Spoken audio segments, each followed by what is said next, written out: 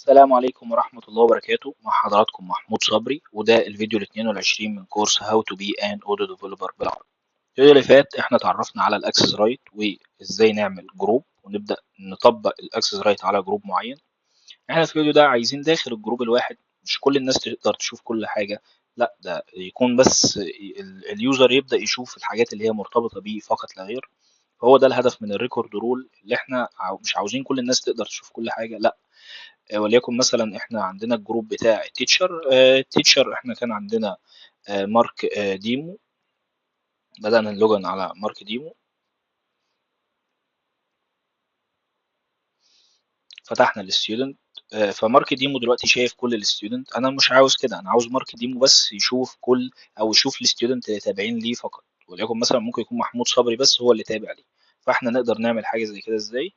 بكل بساطه، بس هنيجي داخل الموديل بتاع الستودنت، هنعرف فيلد جديد هنسميه وليكن مثلا تيتشر اي دي. هيكون فيلد عنده ريليشن مع ايه؟ المفروض هيكون عنده ريليشن شيب مع الريز يوزر دي هي المفروض اللي مسؤولة يعني عن اليوزر اللي بيعملوا لوجن داخل اودو. وهنبدأ نضيفه بس في الفورم بتاعتنا.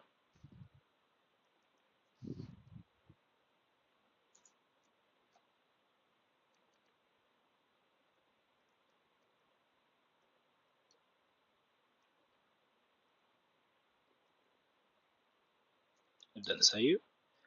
وهنبدأ نعمل هنبدأ نشوف بس هيظهر لنا ازاي الفيلد.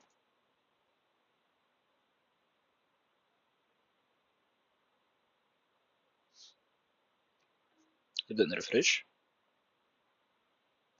وكده المفروض احنا عايزين الطالب اللي اسمه محمود صبري ده يكون تابع لمارك ديمو. هنبدأ نسيب. طبعا الطالب التاني مش تابع لمارك ديمو. هنعمل ايه بقى عشان نبدأ نظهر بس محمود صبري ده المارك ديمو؟ بكل بساطة هنيجي هنا على السكيورتي، نبدأ نعرف فايل جديد وليكن مثلا ممكن نسميه security دوت اكس ام ال. وداخله هنبدأ نعرف الرول بتاعتنا. فالرول بتتعرف ازاي؟ بيكون عبارة عن ريكورد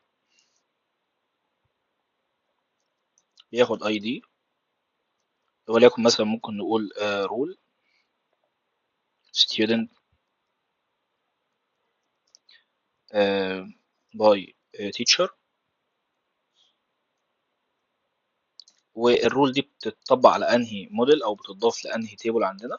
فاحنا عندنا تيبل اسمها اي ار دوت رول. داخل الريكورد، في كل الريكورد اللي احنا عرفناهم قبل كده كان اول فيلد عندنا بيكون النيم، اسم الاسم اللي هيبدأ يظهر لليوزر يعني. احنا وليكن مثلا ممكن نسميها teacher see it is own student. وبعد كده الفيلد اللي بعد كده الموديل. الرول دي هتطبق على انهي موديل يعني؟ الموديل اللي عندنا، فاحنا هنطبقها على الموديل بتاع الستودنت. فهنا الموديل اي دي وريف على انهي موديل؟ فهنا الموديل سكول دوت موديل دوت ستودنت. وبعد كده الفيلد اللي بعد كده ده اهم فيلد فيهم، هو فيلد الدومين فورس. احنا كنا تعرضنا للدومين قبل كده في الفلتر، لو حضراتكم فاكرين الفيديو بتاع الفلتر والجروب باي، اللي احنا بدأنا نفلتر الستودنت بناء على هم اكتف ولا حصل لهم اركايفنج. فاحنا هنا نفس القصه. الدومين فورس هي نفس القصه بتاعت الدومين. بتكون عباره عن ايه الدومين عموما؟ يعني بيكون عباره عن ليست اوف تيوبل، وداخله بنبدا نعرف اول حاجه الفيلد. بعد كده بنبدا نديله اللوجيكال اوبريتور بتاعنا اللي احنا هنبدا نطبقه يعني، وليكن مثلا ايكوال ولا نوت ايكوال. وطبعا كنت قلت ان في فيديو على الدومين ان شاء الله هعمله يعني. بس بكل بساطة يعني الدومين بيكون عبارة عن list of tuple. الأول قيمة بتكون الفيلد اللي هنبدأ نطبقه. فاحنا هنا الفيلد اللي هنبدأ نطبق عليه الرول دي فهو teacher ID. أنا عاوز يكون القيمة بتاعت التيتشر ID بتعمل إيه؟ تكون بتساوي اليوزر اللي عامل لوجن حاليا، اللي هو في حالتنا احنا مثلا هيكون اليوزر ده اللي هو مارك ديمو. أنا عايز القيمة بتاعت التيتشر، يعني لو القيمة هنا بتاعت التيتشر تساوت مع القيمة دي يظهر لي الطالب اللي اسمه أو الطالب اللي له علاقة يعني. يعني احنا هنا لو دخلنا على الطالب التاني فاضي ما فيهوش قيمة، فالطالب ده المفروض ما يظهرليش أصلا، لأن هم الاتنين القيمتين دول ما بيساووش بعض. فأنا عايز لو القيمتين بيساووا بعض ابدأ يظهر لي الطالب ده لليوزر اللي عامل لوجن حاليا. طب ازاي؟ هتبقى teacher ID أنا عايزه يكون بيساوي اليوزر دوت اي دي. بعد كده انا عايز الرول دي تتطبق على انهي جروب. فبكل بساطة نبدأ ندي في حاجة عندنا اسمها جروبس، وداخلها في حاجة اسمها evaluation دي يعني زي كده بنعطي كوماند لأودو تقدر تنفذه. أول حاجة بنبدأ نضيفها يعني داخل، بتكون برضو الايفالويشن دي عبارة عن list of tuple. أول قيمة فيه 4. إيه 4 دي وبتعبر عن إيه؟ 4 معناها اللي أنا بقدر أقول لأودو يا أودو أنت هتبدأي تضيفي لي الجروب اللي بعد كده هنعطي اسمه اللي هو هيكون عندنا الجروب تيتشر. الرول دي تضاف على أو الجروب بتاع التيتشر يعني يتضاف على الرول دي، لان احنا مش الرول الواحده ممكن نضيف عليها اكتر من جروب.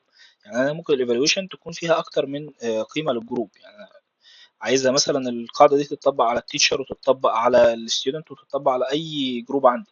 فهي الفكره في الايفالويشن اللي انت بتقول له والله ضيف لي الرول دي على، او ضيف لي الجروب اللي داخل الايفالويشن ده على الرول بتاعتنا. فازاي؟ فاحنا بنقول له 4. بعد كده الريف احنا هنضيف انهي جروب. والله احنا هنضيف الجروب بتاع السكول دوت تيتشر. نبدأ نقفل.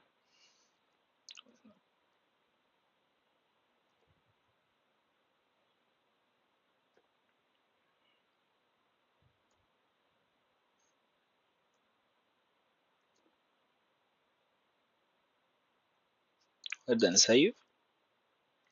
هنبدأ نضيف الملف بتاعنا ده داخل المانيفست، ونبدأ نشوف شكله هيعمل ايه يعني الملف ده. security slash security.xml. نبدأ نسيف، ونبدأ نعمل close، ونبدأ نعمل upgrade ونشوف الوضع هيكون عامل ايه.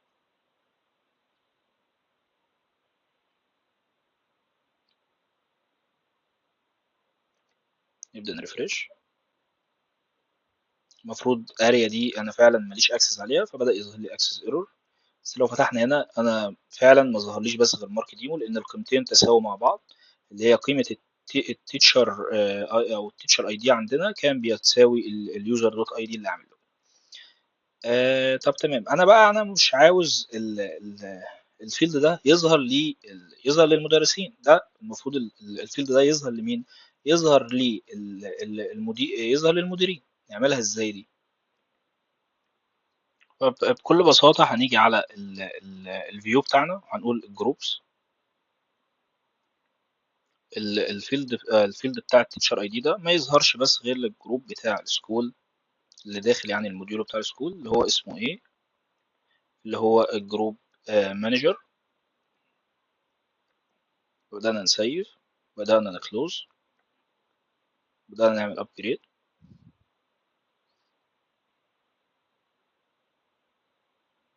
بدأنا نرفرش. فكده الفيلد بتاع التيتشر ما بيظهرش المارك ديمو، لأنه المارك ديمو تابع للجروب تيتشر. بس لو دخلنا على الادمن وبدأنا ندخل على السكول، ندخل على محمود صبري، لا محمود كده الفيلد شغال تمام مفيش مشكلة. طب تمام. دلوقتي المفروض الجروب بتاع التيتشر ما بيشوفش غير الطلبة اللي تابعين ليه فقط. انا برضو عاوزه الجروب بتاع التيتشر ما يشوفش كل الانرولمنت، لا ده يشوف الانرولمنت اللي تابعين للطلبة بتوعه فقط. يعني لو رجعنا المارك ديمو، بدأنا اللوجن، فتحنا السكول وفتحنا الانرولمنت، هو برضو شايف كل الانرولمنت. يعني هو دلوقتي بيقدر برضو يطلع على الطلبة اللي مش تابعين ليه. انا دلوقتي مش عاوزه كده، انا عاوزه بس يشوف الانرولمنت اللي تابع للطلبة بتوعه. نفس الطريقة هنرجع بتاع الفايل بتاع السكيورتي يعني، وهنعرف ريكورد جديد. نفس الطريقة اللي كانت فوق يعني اي دي تبقى عبارة عن تبقى الاي دي رول، ولكن مثلا ممكن نسميها enrollment enrollment teacher، والموديل بنفس الطريقة يعني ir دوت رول. هناخد بس اختصارا دلوقتي يعني هناخد الفيلد اللي فوق دول بس، هنغير بس فيهم، وليكن مثلا النيم هنا هيكون teacher see it is own student enrollment.